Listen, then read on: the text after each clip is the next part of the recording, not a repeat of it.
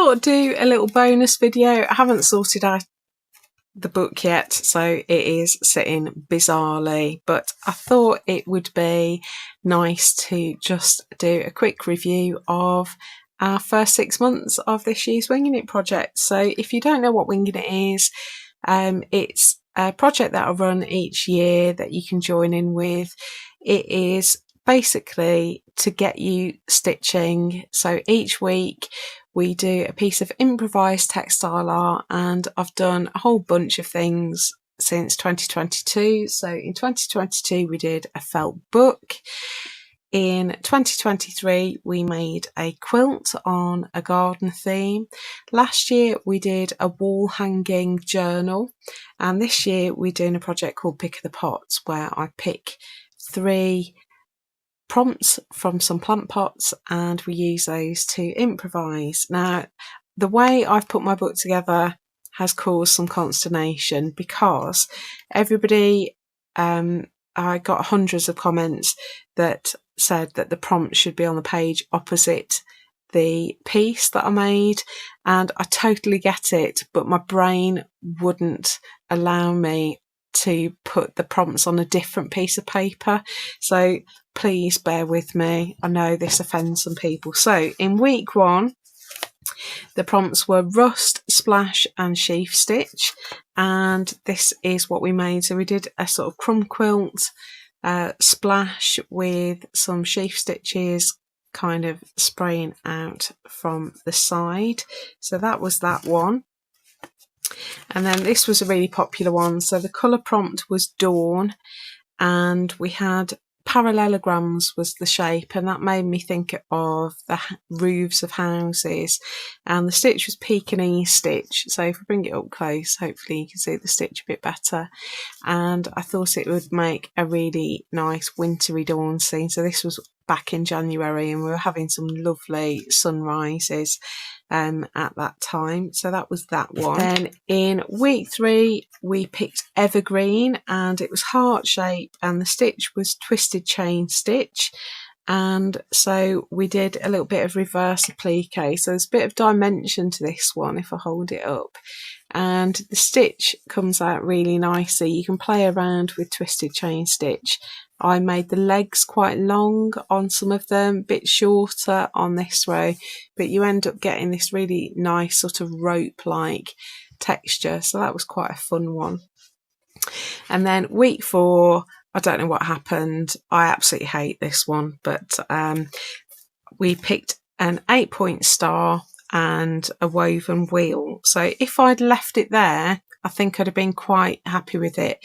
The colour prompt was primary colours, so I did red, blue and yellow, and the prompt of an 8-point star made me think of the compass rose, so that's what I did a bit of applique, cut it out of felt, and then put a woven wheel in the centre and did a colour change one.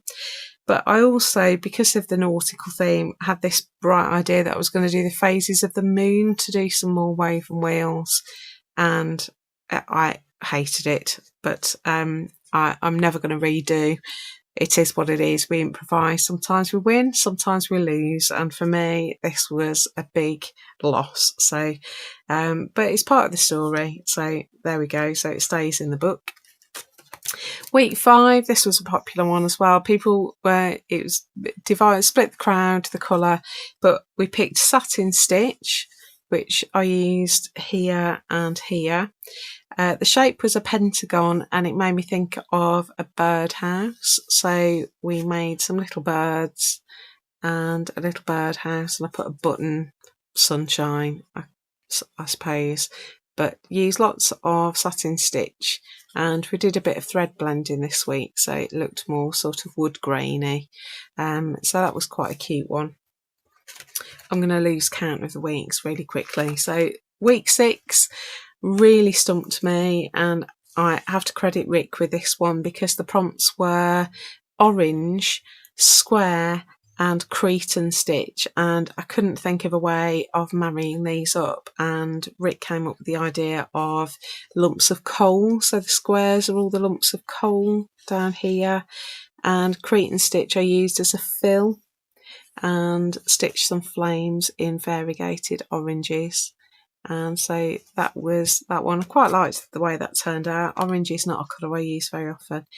Then we got sky in week 7 and semicircle, and that made me think of a rainbow, so I did this one sideways, and the stitch was a colonial knot. So we made some colonial knot and semicircle clouds around the bottom, used a nice sky blue in the background, and put a rainbow using my semicircles. And this was the one that made me start thinking I'd not got a very good plan getting a spiral bound book, because there was quite a lot of bulk. Because there's 7 layers, there's quite a lot of bulk to this one, and already the book was starting to struggle to close. So I just leaned into it, and the week after, I think week 8, we picked grey, stripes and pistol stitch. And so I just went wild with texture and put some really chunky beads on. You can see they sit up quite far, and buttons. And we made some sort of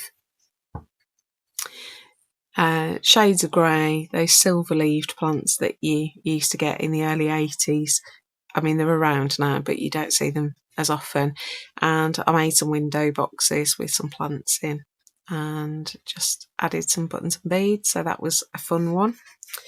Then week 9, I guess it was, we picked footprint as our shape, and eyelet stitch was the stitch, and the colour was aqua, and that combination just made me think of footprints on a beach.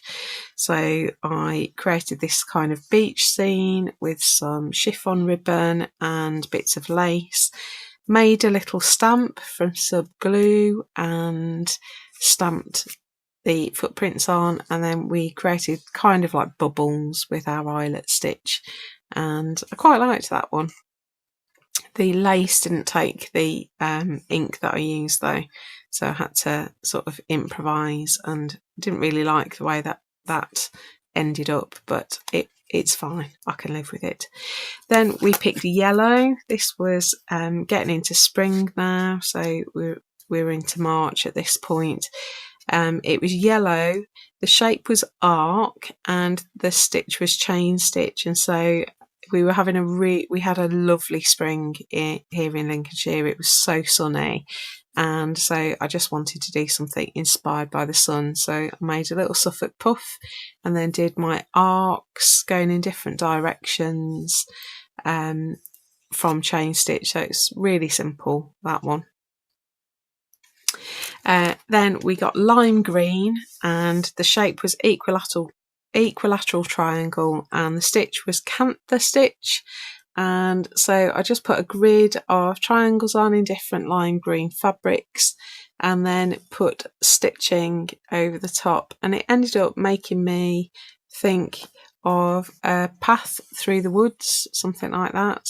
It was a little bit Red Riding Hood for me, this one, so it looked like a conifer forest with a path running through it. That's what it made me think of. But that one was a lovely one to stitch, really relaxing, therapeutic, didn't have to think too much about it. And I used a nice variegated thread to add a little bit of difference in there. Difference is always good. Then this probably was everybody's least favourite one, so we picked silver, and it would have been fine except for the stitch was a knotted stitch, and I used a silver thread. It was pearl stitch, and metallic threads are notoriously difficult, and to do a knot stitch was a bit of a nightmare.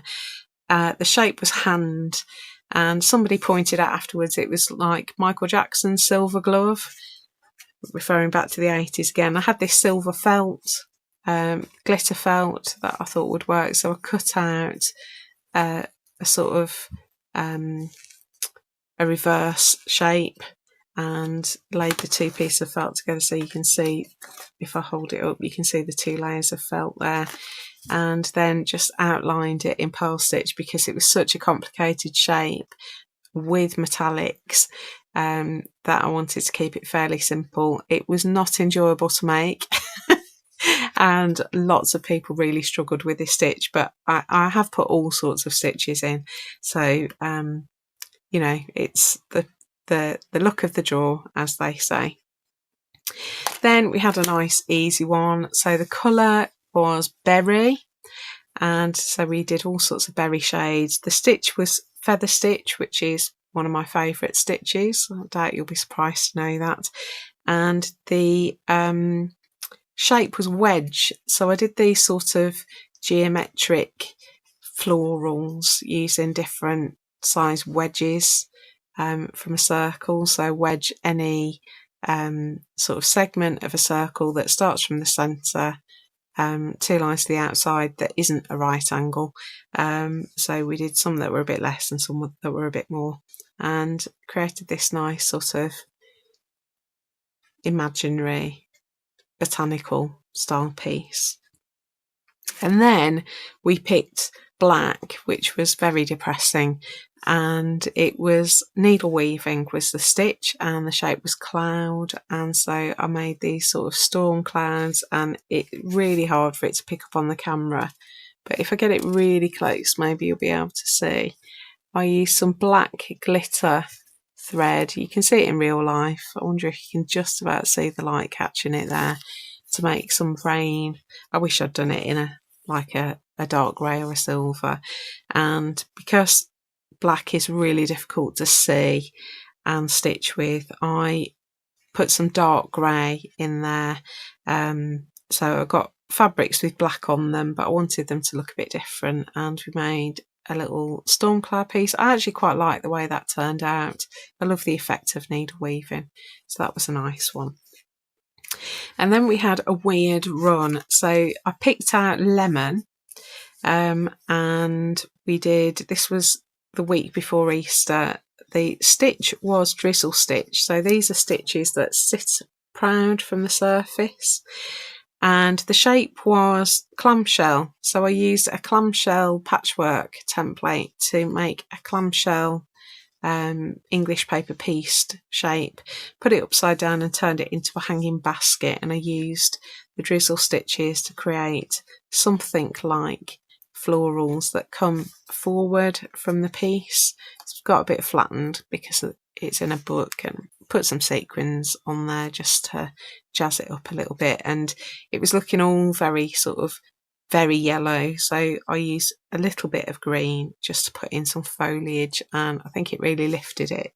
So that was one of my favourites. That has been one of my favourites. And then Easter Sunday, we picked lilac, and I'd forgotten it was Easter Sunday, so I didn't think to do anything Eastery. The shape was kite, and the stitch was French knot. So we did a couple of things here.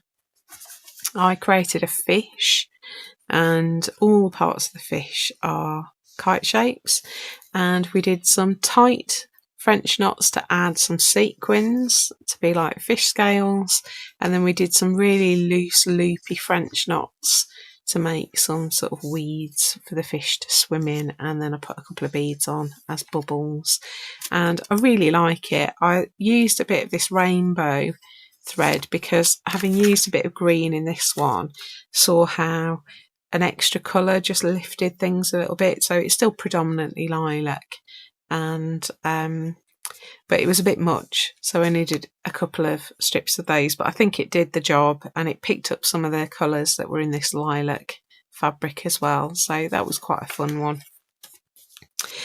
Then we picked rose, and so I got a nice rose pink piece of felt. The shape was crescent, and the stitch was stem stitch, and I thought I couldn't not do roses, so I used the crescent shapes to make roses. Just appliqued them on, raw edge applique, and then used a variegated thread, it's a DMC Colour Variations one, just to stitch in some stems and curlicues to make it look a little bit Rennie Mackintosh, I suppose. And if you've watched any of my videos, you'll know that I'm not a fan of pink, but I absolutely love this one. I loved the way it turned out. didn't know if it was going to work, but it really did. And even these little green pieces at the bottom are crescents. They're just covered up. The points of them are covered up. But every piece of fabric on there was a crescent shape. So that was a fun one. So we'd had 3 pastel colours in a row, and I was really hoping for something different, but picked out pastel. that was the colour pick, pastel, and the shape was L, and the stitch was wheat ear stitch, and I couldn't think of a way to reconcile them, so I thought I'd just do some tessellation. So I got all my pastel fabrics, made some L shapes, and just tessellated them on, and then used that rainbow thread that I'd used on the fish to just add some lines of wheat ear stitch, and it ended up making me, it just felt reminiscent of a floral garden. I loved all the floral fabrics in the background with this very botanical stitch, and that is right up there. It's probably in my top 5. Don't know why, it's not my colour scheme at all, but I just loved it. Love stitching it, love the way it turned out. Put these lines of running stitch around the side. So yeah, and then hoping for something different again, and picked out white. So the shape was an isosceles triangle, and the stitch was a whipped wheel. So it's this sometimes known as a spider's web wheel. So that's the stitch.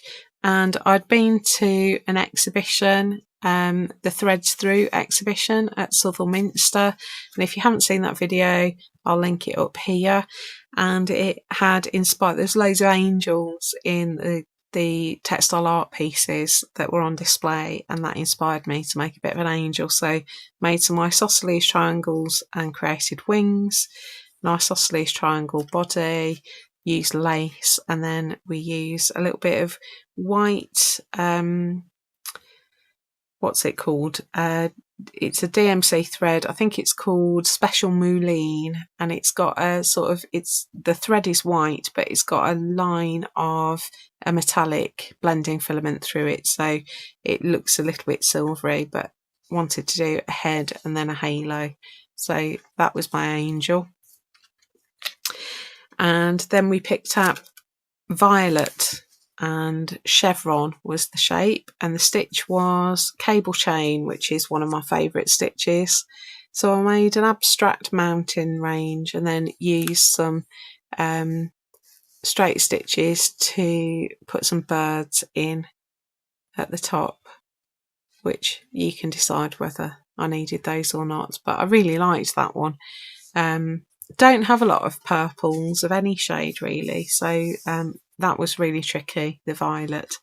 So we're into May now, well into May, and then we picked out citrus, which again not my colour scheme, and we picked straight lines and seed stitch, and I racked my brains for days to work out how to reconcile those two, because seed stitch is a fill stitch and difficult to fill a straight line. So I decided to take my pencil for a walk thing, where I put in lots of straight lines in citrus colours and then use the seed stitch to fill the spaces. And we did different types of seed stitch. So we did normal seed stitch, and then we did double seed stitch with little pairs of stitches, and we did seeded fly stitch and seeded cross stitch. So just all the same stitches used in different directions to create a fill, and it kind of worked, so that was okay.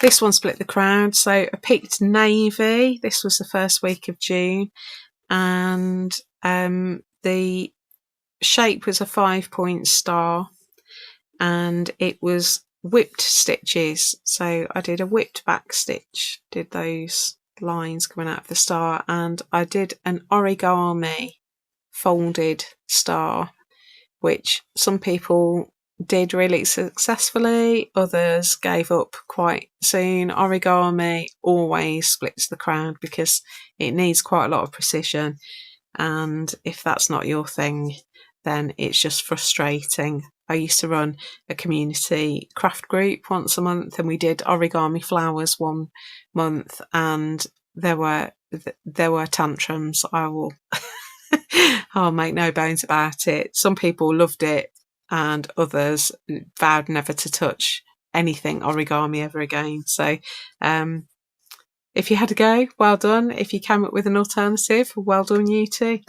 And then we did mint was the colour, and the shape was cross. So I did some fabric weaving in the background. So if you can see in the middle, we wove those strips of fabric together to make a cross. And the stitch was, what was it? It was bars, stitched bars. So we did a blanket stitch bar or buttonhole bar, and we did a picot bar, woven bar, and I did some bead string bars as well, and we just sort of wove those in to the design. I got this iridescent fabric in as well, which I quite liked. So that one was a couple of weeks ago. And then we picked out Chestnut Brown, which lots of people were appalled by.